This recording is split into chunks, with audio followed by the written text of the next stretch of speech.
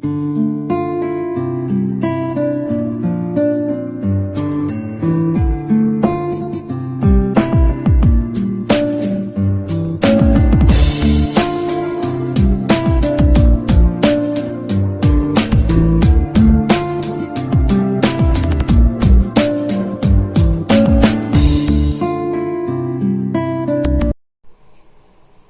students, I am Dr. Umesh Bansal from the Department of English, J.M. Patel College, Bantara.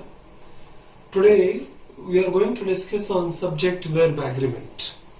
एक अपरिचित exercise के बारे में हम आज जानने की कोशिश करेंगे. ये डिफिकल्टी लेवल को आपको समझने के लिए मदद करेगा कि एक्सरसाइज कौन से लेवल पर, कितने लेवल पर हमें पढ़ना है.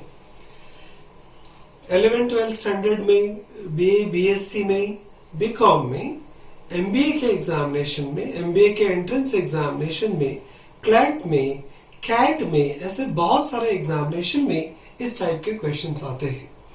अब जब अलग अलग प्रकार के एग्जामिनेशन में इस प्रकार के सवाल पूछे जाएंगे तो इतना हम एक्सपेक्ट कर सकते हैं कि उसका डिफिकल्टी लेवल भी उतना ही हाई होगा, बड़ा होगा. हमें टेंस पता है, हमें सब्जेक्ट पता है, पर सब्जेक्ट और वर्ब के बीच में क्या एग्रीमेंट होता है और किस प्रकार से वर्ब यूज किए जाते हैं, उस इंपॉर्टेंट टॉपिक के बारे में हम आज बात करने वाले हैं. हमने बहुत सारी ग्रामेटिकल एक्सरसाइज के बारे में बात की.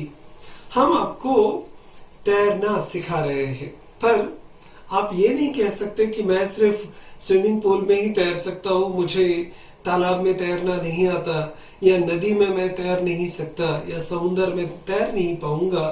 आपको जो भी कला सिखाई जाती है, जो भी ज्ञान दिया जाता है, वो हर जगह पर आपको यूज करते आना चाहिए. इसलिए ग्रामर हो, हाई स्कूल लेवल का हो, डिग्री लेवल का हो, या किसी भी लेवल का हो, वो जब आपको अलग अलग लेवल पर यूज करना होता है तो आपको उसके बारे में पता होना जरूरी है. इसलिए आज हम इस इंपॉर्टेंट एक्सरसाइज की बात करेंगे. जब हमें लगता है कि हमें सब्जेक्ट और वर्ब समझता है तो बहुत सारे एग्जाम्पल एग्जामिनेशन में जब पूछे जाते हैं तो हम कंफ्यूज हो जाते हैं. अभी एग्जाम्पल देखिए, the quality of apples were not good. एक सेंटेंस है. दूसरा sentence, the quality of apples was not good. अब ये दो सेंटेंस में से कौन सा सही है, कौन सा गलत है, ये आपको जब डिसाइड करने की बारी आएगी तब आपका दिमाग थोड़ा सा घूमना शुरू हो जाता है. एग्जामिनेशन में एग्जाम का खुद का प्रेशर होता है और बहुत सारे क्वेश्चंस को हमें एट ए टाइम, बहुत सारे ग्रामर को एट ए टाइम याद करना होता है, तो सिंपल रूल भी हमें कंफ्यूज करते हैं. अब ये दो सेंटेंस में से कौन सा सेंटेंस सही है आपको डिसाइड करना है. One of the boxes is open. दूसरा सेंटेंस है, One of the boxes are open. अब boxes is open कहना है कि boxes are open कहना है, या one of the को ध्यान में रखना है. ऐसे बहुत सारे सवाल आपके मन में आना शुरू हो जाएंगे. Everyone were happy in the party. Everyone, anyone, someone, ऐसे शब्द सुनने के बाद में वो प्लूरल ही लगते हैं, बहुवचन लगते हैं, और हमें ऐसे सेंटेंसेस भी सही लगने लगते हैं. Everyone was happy in the party, ये सेंटेंस भी सही लगता है, पर दो में से कोई तो भी एक सेंटेंस सही होगा. इसलिए इस प्रकार के एग्जाम्पल्स जब एग्जामिनेशन में आएंगे, I and Mohan are working on this scheme. एक सेंटेंस है. दूसरा एक सेंटेंस भी पढ़ लेते हैं, I और Mohan is working on this scheme. अब I and Mohan are working सही है, I और मोहन is working ये सही है. ऐसे बहुत सारे क्वेश्चंस आपको समझने हैं और बिल्कुल चंद मिनटों में, कुछ ही सेकंड्स में आपको जवाब देने होते हैं ऐसे सवालों के. अब ये सही है कि गलत है, क्या सही है और क्या गलत है, ये समझाने के लिए, ये समझने के लिए ही हमें agreement between subject and verb सीखना होता है. तो हम कुछ इंपॉर्टेंट रूल की बात करेंगे ताकि इन सवालों के जवाब आपको ऑटोमेटिक मिल जाए. सबसे आसान सवाल, आसान रूल है, singular subjects need singular verb. अगर सब्जेक्ट सिंगुलर है तो उसके साथ आने वाले वर्ब ये सिंगुलर ही होंगे. ये एक सिंपल सा रूल है. For example, my sister is a teacher.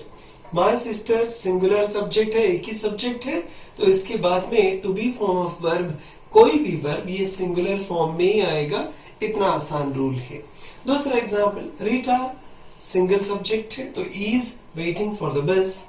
तो पहला नियम हमें आसानी से समझ में आया, अगर सब्जेक्ट सिंगुलर है तो उसके बाद में आने वाला वर्ब भी सिंगुलर ही चाहिए।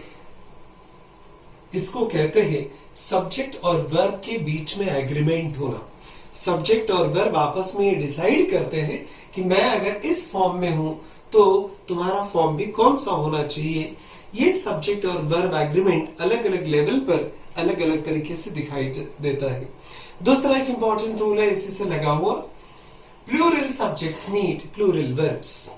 अगर सब्जेक्ट प्लूरल है, एक से ज्यादा है, तो उसके साथ आने वाले वर्ब ये प्लूरल फॉर्म में ही होंगे। फॉर एग्जाम्पल, माय सिस्टर्स, यहाँ पर सब्जेक्ट एक से ज्यादा है, यहाँ पर हमने आर लिखा, plural subject comes with plural verb. ये रूल यहाँ पर लागू होता है। दूसरा एक एग्जाम्पल देख लेते, रीटा एंड नीता, अब दो व्यक्ति हो गए, एक से ज्यादा हो गए, प्लूरल हो गए, तो उनके साथ वर्ब भी प्लूरल फॉर्म में ही आएगा। Rita and Nita are waiting for the bus. इस प्रकार से आपको ये पहले दो रूल, ये बेसिक रूल है, ये आपको समझना है। आगे कुछ और रूल की बात करते हैं। यहां से अब एक्चुअल कॉम्पिटिटिव एग्जामिनेशंस के लिए लागू होने वाले नियम शुरू हो जाएंगे। नियम क्या कहता है? The indefinite pronouns, for example anyone, everyone, someone, no one, nobody are always singular and therefore require singular verbs। नियम साफ सुथरा है, समझ लीजिए।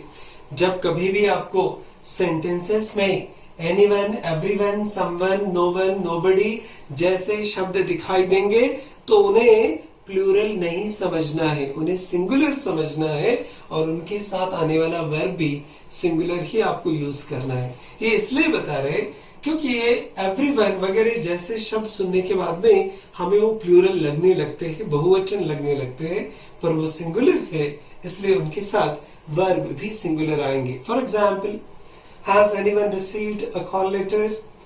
Everyone has right to use public well. Everyone singular है, इसलिए हमने हैज लिया यहाँ पर। समवन भी सिंगुलर है, is waiting for you. No one was present in the class, यहाँ where लिखने की जरूरत नहीं है सिंगुलर रहने के कारण। और nobody follows the traffic rule, हमने यहाँ वर्ब को s लगाया सिंगुलर जानकर। इस प्रकार से सारे के सारे वैसे शब्द सिंगुलर फॉर्म में ही आएंगे। अगला नियम ये कहता है कि some indefinite pronouns, कुछ indefinite pronouns है, such as all, some, these are also singular or plural sometimes, but depending on what they are referring to। अब ये शब्द जो है all है, some है, ये सिंगुलर है कि प्लूरल है, ये सेंटेंस में किस मीनिंग से आए हैं, किस संदर्भ में आए हैं, उसके आधार पर वो सिंगुलर या प्लूरल डिसाइड होते हैं। जैसे फॉर एग्जाम्पल, यहाँ पर सम ऑफ द शब्द आया है, some of the gold coins, हमारे पास चॉइस है वॉज या वेयर मिसिंग। अब some of the gold coins शब्द आया है तो हम चॉइस लेंगे वेयर का, some of the coins were missing. यहां पर सम ऑफ द प्लूरल को डेसिग्नेट कर रहा है। दूसरा एक सेंटेंस देखिए, सम ऑफ द वाटर।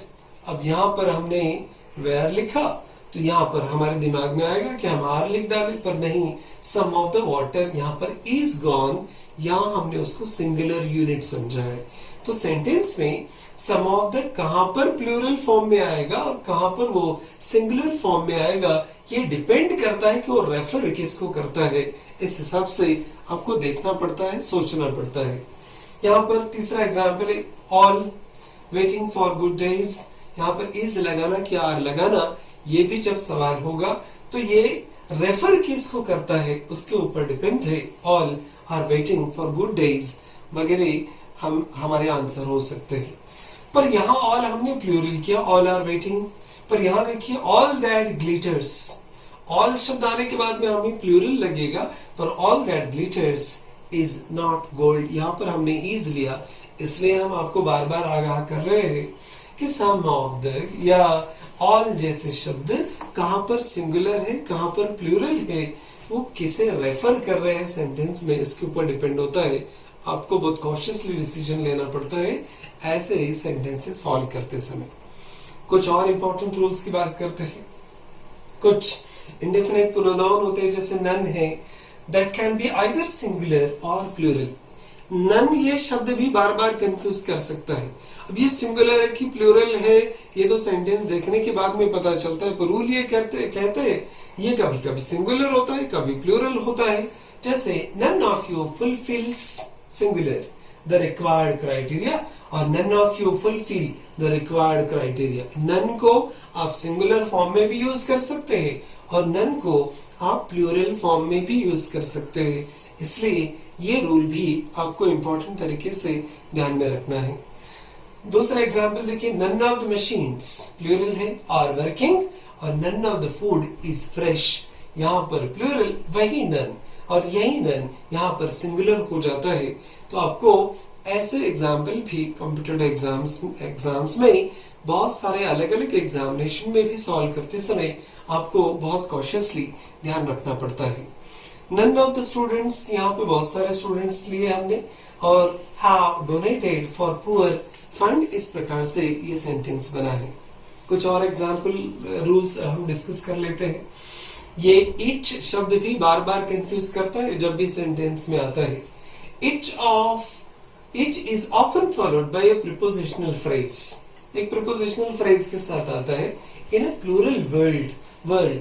जैसे यहाँ पर इच शब्द कार्स ये शब्द आया है, पर ये कंफ्यूज क्यों करता है बार बार वो भी समझ लीजिए। ये कंफ्यूज इसलिए करता है क्योंकि etch is always singular and requires a singular verb.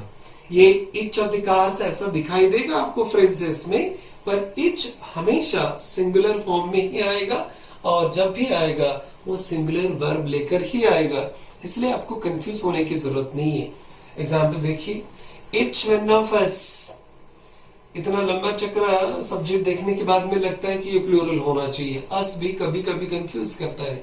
Etch one of us has certain responsibility to share, यहाँ पर इच सिंगुलर है, सिंगुलर ही मानना है, उसके सामने हैज आएगा।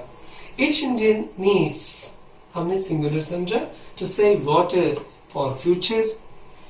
नेक्स्ट एग्जाम्पल है इच ऑफ देम। अब ये देम शब्द आने के बाद में बहुत सारे स्टूडेंट कंफ्यूज होते हैं, पर देम को प्लूरल नहीं समझना है, इच को आपको समझना है सिंगुलर, और is waiting for the rescue team. इस प्रकार से आपको सेंटेंसेस समझने होते हैं। Etch animal has its own speciality, यहाँ पर भी इच शब्द सिंगुलर है। अब कुछ और इंपॉर्टेंट रूल्स की बात करते हैं।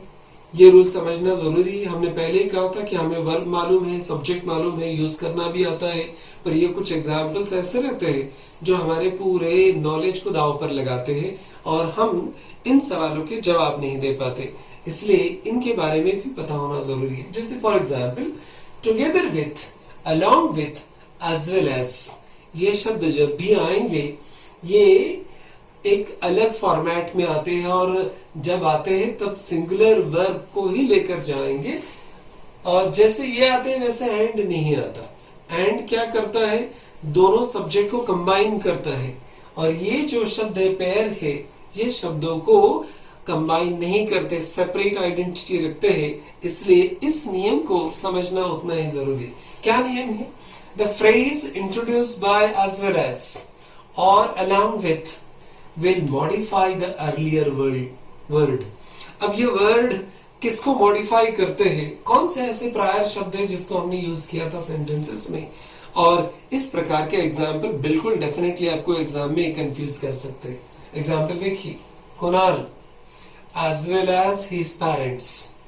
अब यहाँ पर पेरेंट्स शब्द आया और यहाँ आपको अगर ब्लैंक दिया जाए कि इज लगाएंगे कि आर लगाएंगे, तो आप पेरेंट्स को देखकर यहाँ पर are to be form of verb लेंगे, पर नहीं।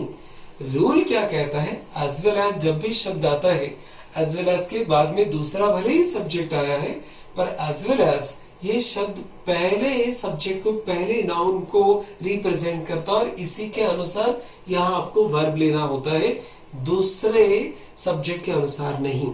तो सेंटेंस क्या होगा? Kunal as well as his parents is going for cinema. Parents को देखकर यहाँ कंफ्यूज होके आर मत लगा देना। इसलिए ऐसे एग्जाम्पल आपको ध्यान में रखने पड़ेंगे एग्जामिनेशन के लिए। दूसरा एक example, I along with my parents. अब आई अलॉन्ग विथ माई फ्रेंड्स, यहाँ फ्रेंड्स देखने के बाद में एम के बारे में आप तो कभी सोचेंगे ही नहीं कि एम लग सकता है। यहाँ पर फिर से वही रूल है, अलॉन्ग विथ के साथ आया है तो ये जो वर्ब होता है ये रिप्रेजेंट करता है पहले सब्जेक्ट को, और सब्जेक्ट के अनुसार यहाँ पर एम हमने लिया तो सेंटेंस क्या होगा, I along with my friends am planning for picnic. इस प्रकार से ये वाले रूल आपको तो ध्यान में रखने ही पड़ेंगे। पर ये जो रूल है एंड को लागू नहीं होता, क्योंकि एंड बहुत सारे शब्दों को, सब्जेक्ट्स को कंपाउंड कर लेता है। वहां देखिए फर्क कैसा पड़ता है, रवि एंड आई, यहां पर अभी दोनों को कंबाइन कर लिया। आर वॉचिंग मूवी, यहां पर आप रवि को ध्यान में रखकर या आई को ध्यान में रखकर appropriate to be form of verb नहीं लगा सकते, आपको दोनों को समझना पड़ता है और दोनों के अनुसार आपको यहाँ पर to be form of verb लगाना है। तो एंड में और as well as along with में और टुगेदर विथ में ये थोड़ा सा फर्क है, इस फर्क को बारीकी से आप ध्यान में रखिए। कुछ और एग्जाम्पल्स हैं इंपॉर्टेंट रूल से। जब नीदर नॉर और ईदर और का इस्तेमाल होता है तो नीदर नॉर में दो सब्जेक्ट दिखेंगे, दो वर्ब दिखेंगे, दो ऑब्जेक्ट दिखेंगे। ईदर और में भी दो चॉइस आपको दी जाती है, तो दो दो चॉइस देखने के बाद में हमें ऐसा लगता है कि ये प्लूरल हो जाएंगे, पर नहीं। The pronouns neither and either are singular and require singular verbs only. जब कभी भी नीदर का और ईदर का इस्तेमाल होगा तो उनको सिंगुलर ही समझना है और उनके साथ सिंगुलर वर्ब ही आपको लेना है। फॉर एग्जाम्पल, ये रूल भी इंपॉर्टेंट है और एग्जामिनेशन में ऐसे एग्जाम्पल आते हैं, जैसे नीदर रवि नॉर उषा। अब रवि और उषा ऐसा मान लिए तो दो यूनिट हो गए, यहाँ पर आर आना चाहिए पर नहीं। नीदर और ईदर ये दोनों शब्द, इनको सेपरेट करते हैं और सिंगल आइडेंटिटी देते हैं। तो Usha is going for shopping, इस प्रकार से आपको करना है। Neither water nor milk is required, यहाँ पर वाटर और मिल्क होने के बावजूद भी नॉर शब्द या और शब्द जब भी आएगा तो उनको सिंगुलर समझकर ही आपको वर्ब लेना है। जो किस्सा नीदर के साथ होता है वही ईदर के साथ होता है। इधर शिवा और Amita is ready to perform in the play, इधर सलमान और शाहरुख इज प्लेइंग फुटबॉल। इस प्रकार से इधर और नीदर नॉर के संकट को भी आपको एग्जामिनेशन में पार करना है। किसे सिंगुलर समझना है, किसे प्लूरल समझना है, ये बहुत इंपॉर्टेंट रूल से ध्यान में रखना है आपको। एंड जैसे कंपाउंड सब्जेक्ट्स बनाता है ना, वैसे और नॉर जैसे शब्द उन्हें कंपाउंड नहीं करते, वो सेपरेट आइडेंटिटी देते हैं। जैसे for example, either my father और my brothers are going to airport. देखो, either my father, father singular, और माई ब्रदर्स, यहाँ ब्रदर प्लूरल है इसलिए हमने आर लिया।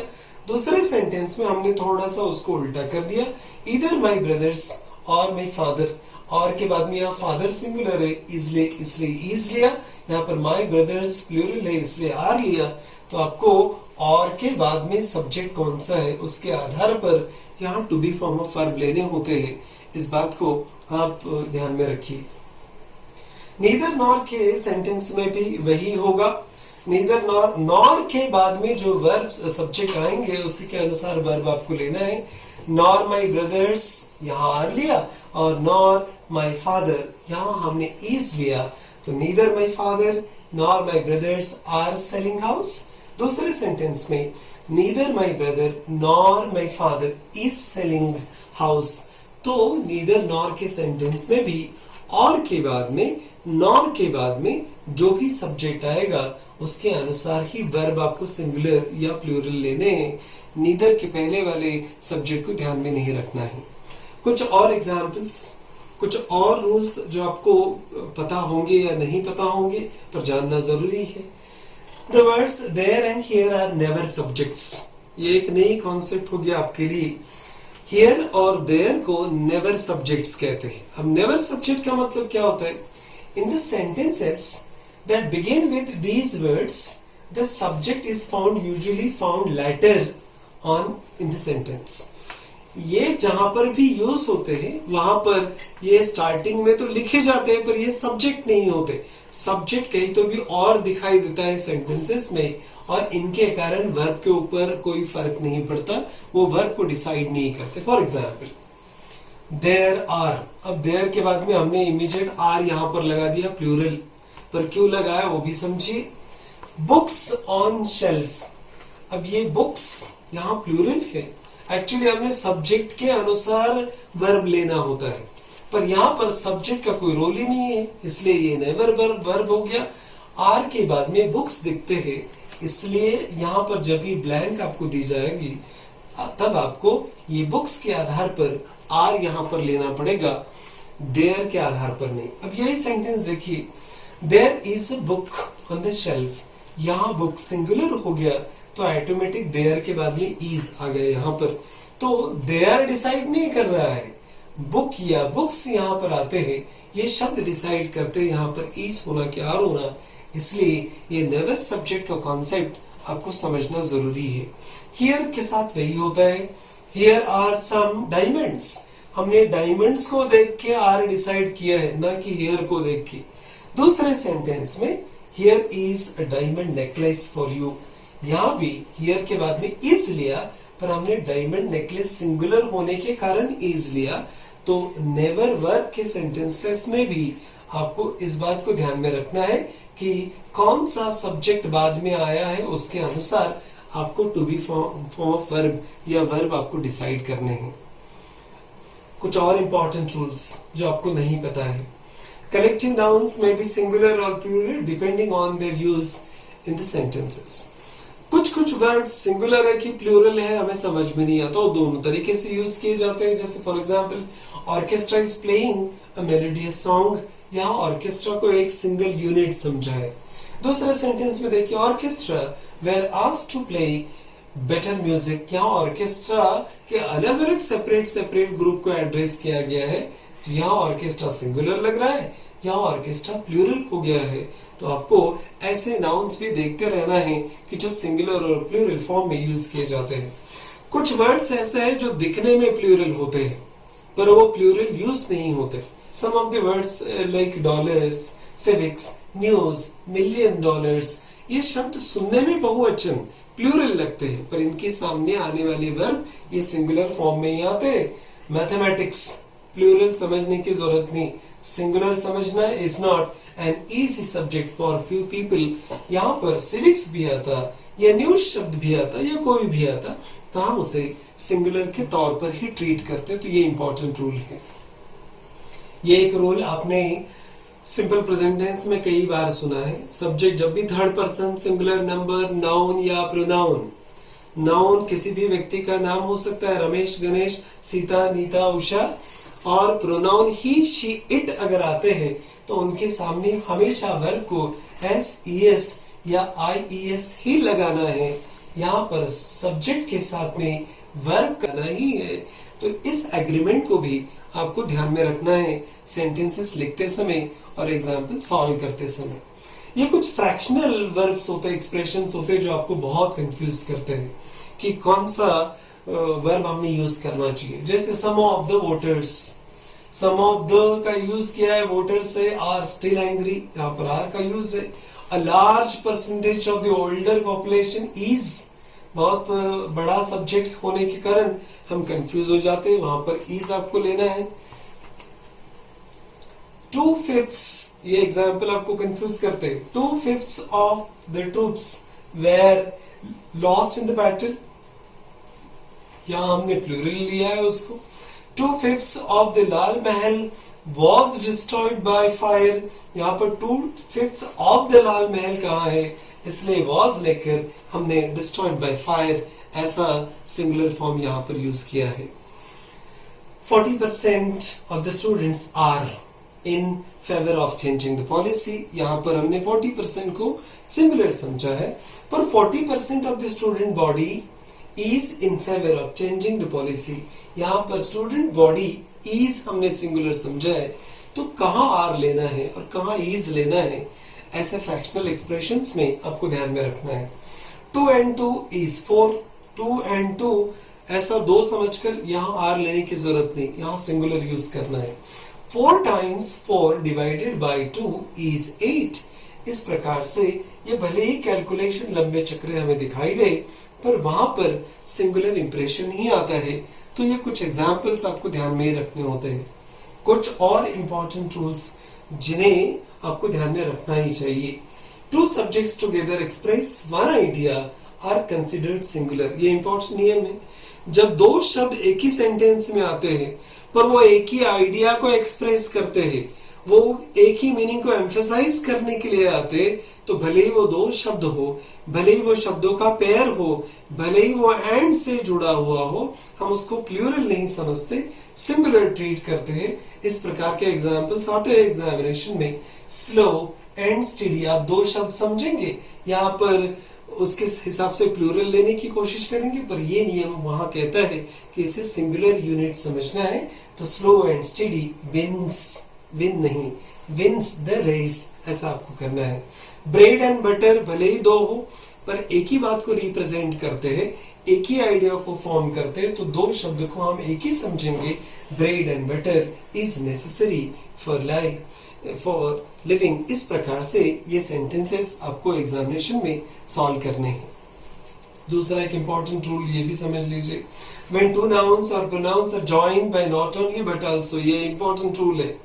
जब 2 नाउन या 2 pronoun not only but also say जोड़े जाते हैं, तब the verb agrees with the second noun और प्रोनाउन।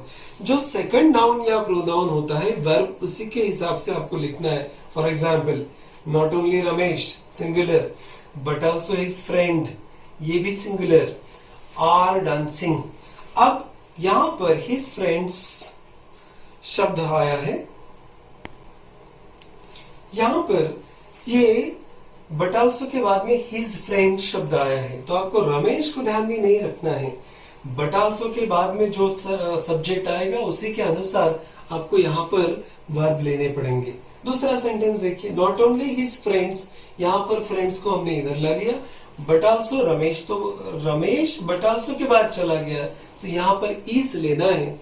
इस प्रकार से नॉट ओनली बट ऑल्सो में कौन किसके साथ एग्री करता है और क्या एग्रीमेंट है, इस इंपॉर्टेंट रूल को भी आपको ध्यान में रखना है। ये कुछ एग्जाम्पल्स है आपके लिए। हमने बहुत सारे एग्जाम्पल्स और बहुत सारे अलग अलग रूल्स डिस्कस किए हैं। जो ये टॉपिक हम आज डिस्कस कर रहे हैं, ये स्टूडेंट के लिए भी इम्पोर्टेंट है, जो ट्यूशन क्लासेस लेते हैं टीचर्स, उनके लिए भी इम्पोर्टेंट है, जो टीचर अलग अलग स्कूलों में कॉलेजेस में पढ़ाते हैं, उनके लिए भी ये रूल्स आवश्यक है, और जो कॉम्पिटिटिव एग्जाम के लिए प्रिपेयर करते हैं उनके लिए तो बहुत ही आवश्यक है। ये कुछ सेंटेंसेस है, इनको देखने के बाद में आप इज लगाते कि आर लगाते, वॉज लगाते कि वेयर लगाते, सिंगुलर समझते कि प्लूरल समझते, ये डिसाइड होगा। तो अभी तक हमने जो भी डिस्कशन किया उसके आधार पर आप ये सारे सेंटेंसेस सॉल्व करके देखिए, आप आसानी से, मुझे लगता है कि आप इसको कर